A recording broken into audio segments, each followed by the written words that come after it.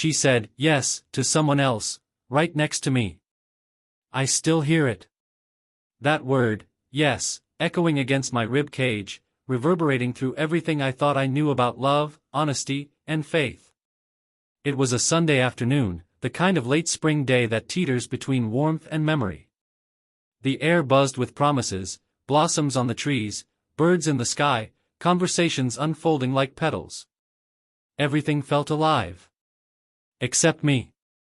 We met 7 years ago, in a different city, young, hopeful, thinking that destiny was a cheap line people said after their coffee cooled. Yet there she was, Sarah. Wild-hearted, florals in her hair, eyes restless and alive. She laughed at my jokes, even the bad ones. She wrote poetry on napkins. She'd hold my hand in crowds and it felt like home. She was a riot, in the best way. We had history together, midnight train rides, engraved keychains, vacations that ended in kisses under neon motel lights. I thought we were building something real. In the spring of 2024, she asked me to help plan a surprise wedding proposal. My best friend, Max, proposed to her twin brother, Mark, and she confided in me. We spent months crafting a moment we hoped Mark would say yes to, rehearsing lines, mapping the perfect spot under wisteria vines in the old park where their parents had wed. But that day became the day my world changed.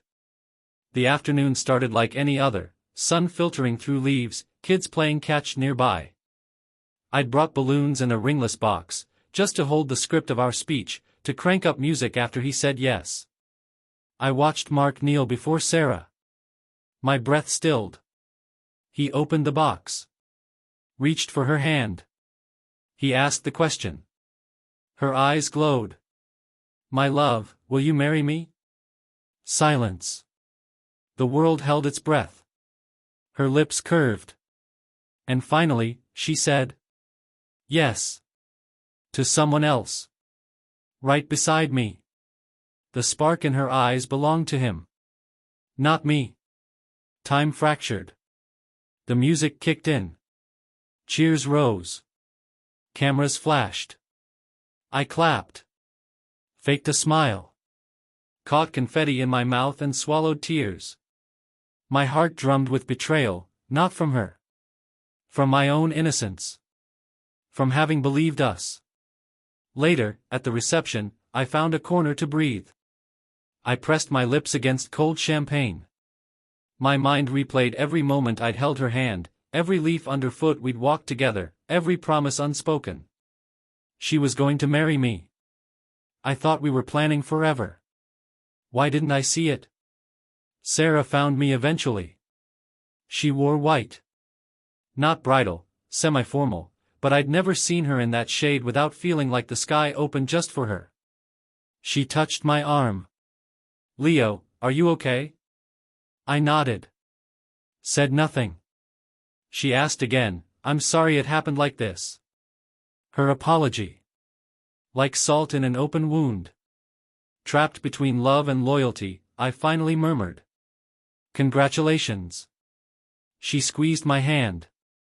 I hope you understand, someday. I nodded again. That night, I walked home alone.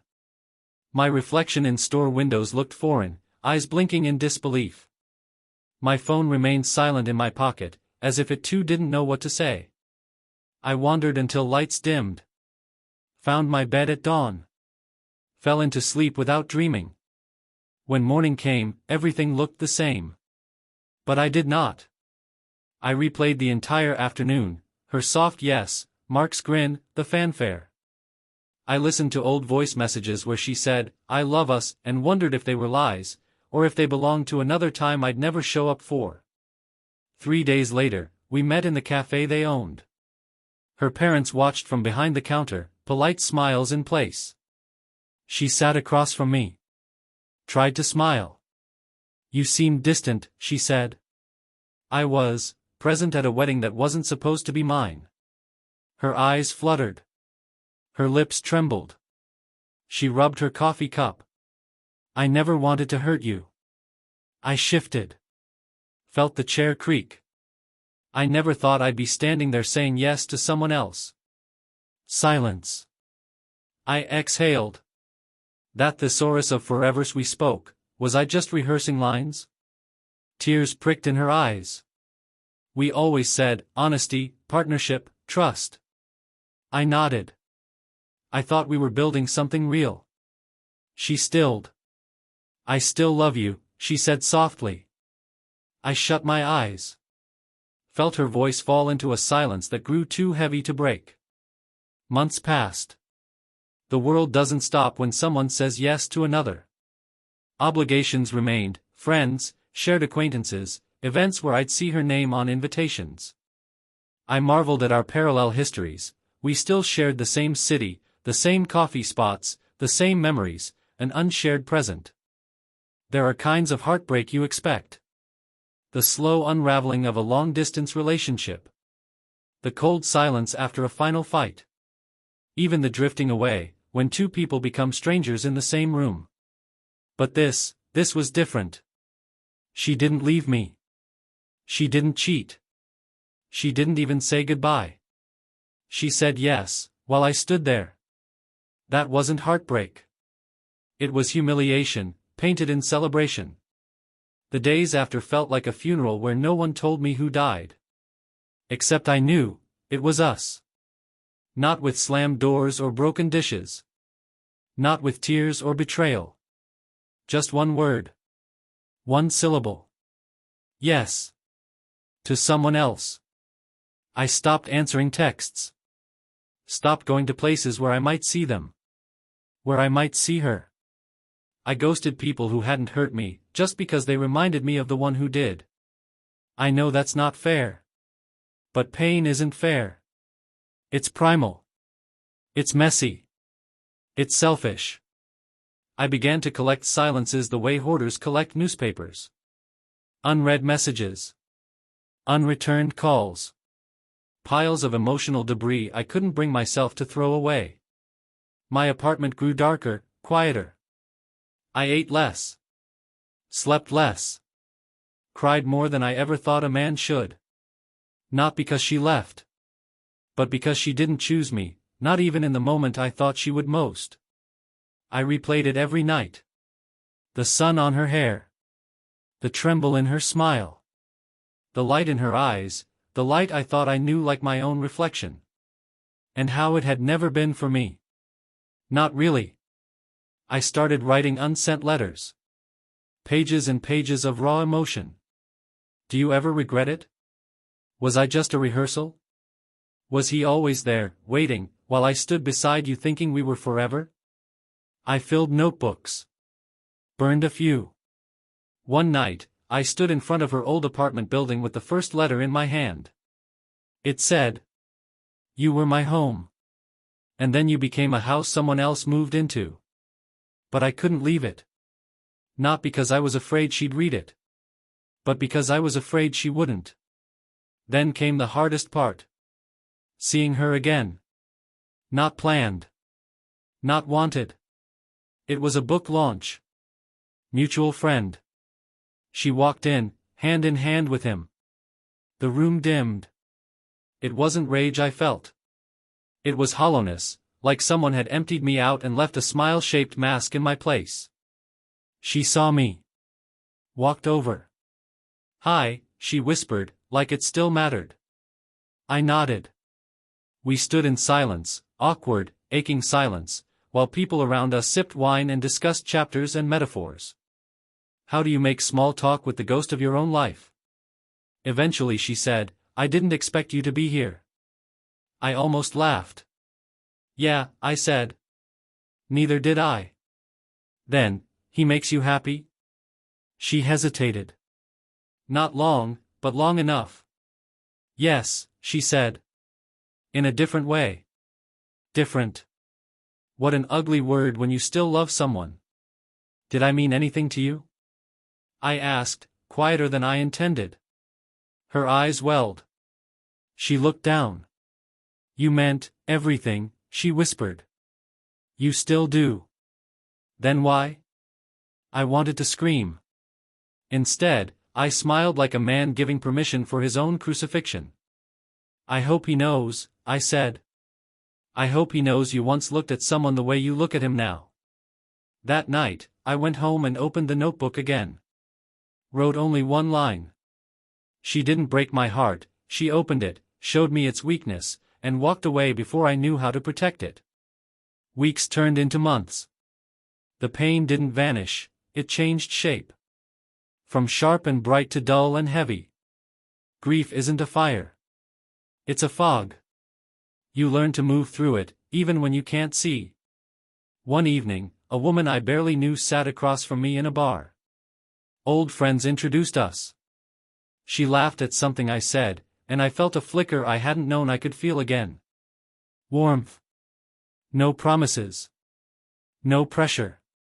Just the soft possibility that maybe life didn't end when love did. I didn't tell her about Sarah. Not right away. But when I finally did, she listened. Didn't judge. Didn't try to fix me. Just said, "It's okay that it still hurts. It means you loved deeply. That's nothing to be ashamed of." Maybe she was right. Maybe pain isn't weakness. Maybe it's the proof that we were alive.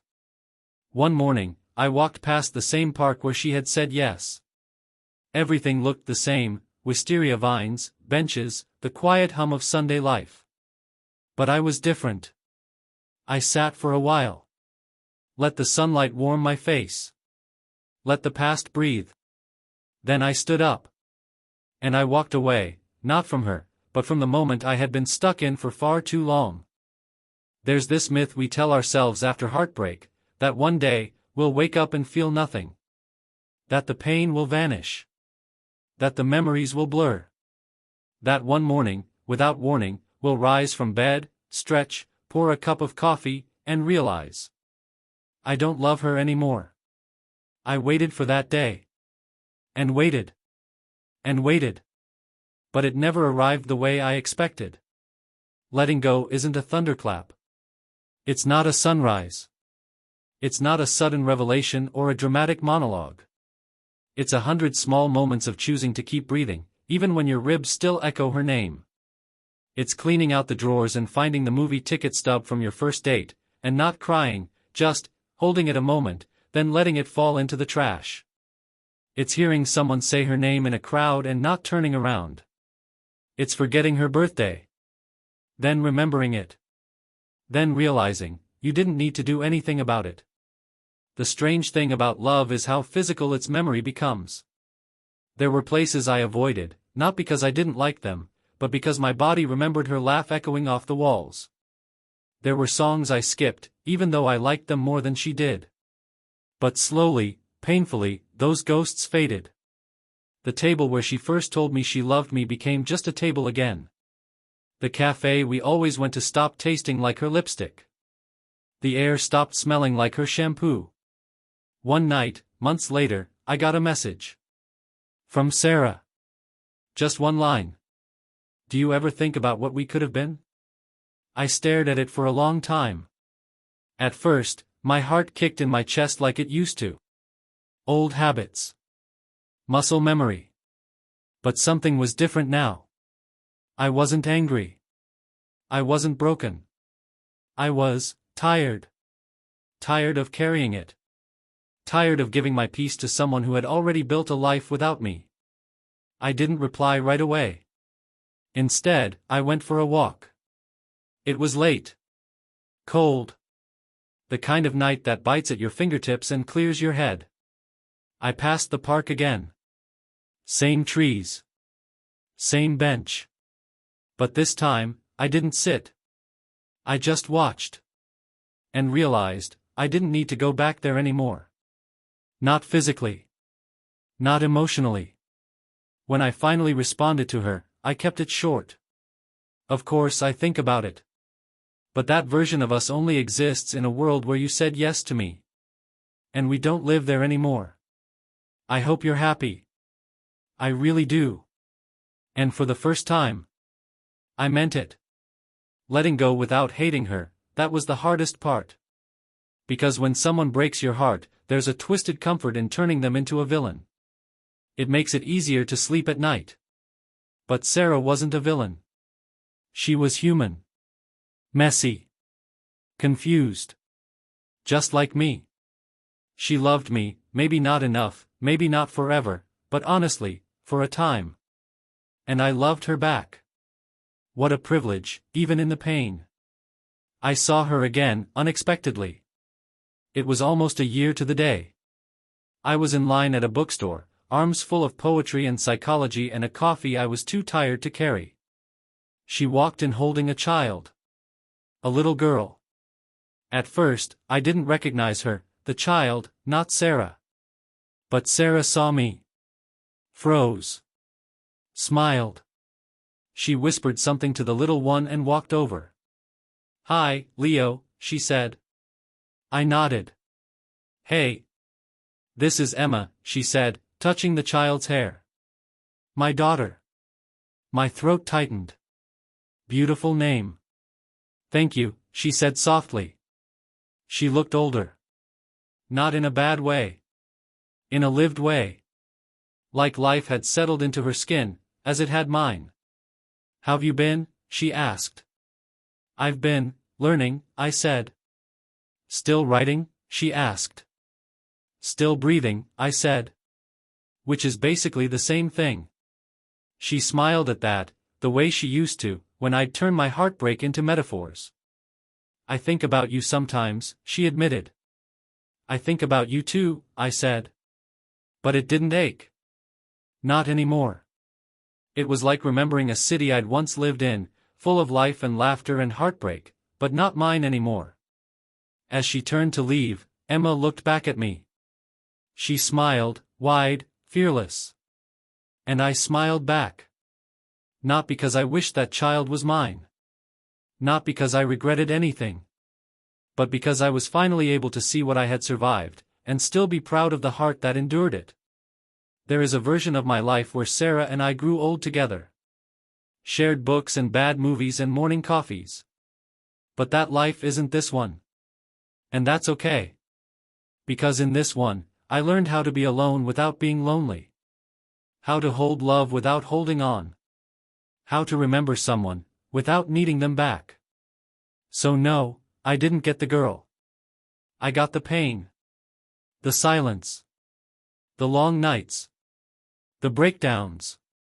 The notebooks full of words that never reached her. But I also got clarity. Growth. Peace. And in a quiet way, that's its own kind of happy ending.